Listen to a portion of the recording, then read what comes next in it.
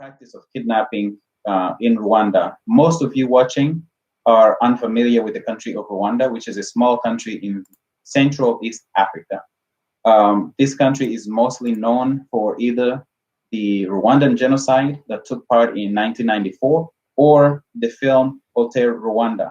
The film itself was made after a man named Paul Rusesabagina, who sheltered over 1,200 people during the gruesome genocide, which I also survived at that time.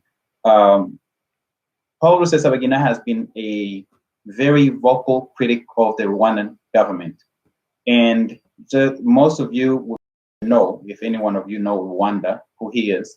And he was actually kidnapped in August of last year. So about 6 months ago or 5 months ago, he was kidnapped from Dubai, taken to Rwanda for simply being such a high and well-known critic of the Rwandan government.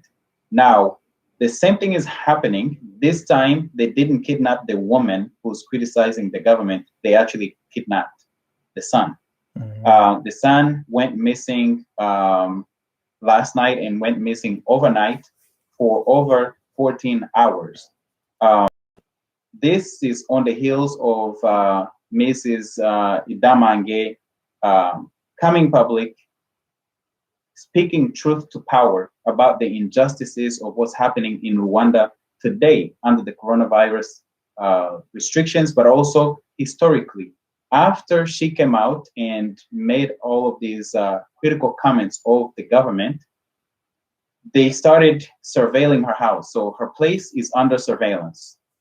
And then she started experiencing attacks online, which we've all seen, harassment and threats by members of the government and supporters of the government, including members of the media who have gone totally quiet when Rwandan people have been starved during coronavirus restrictions.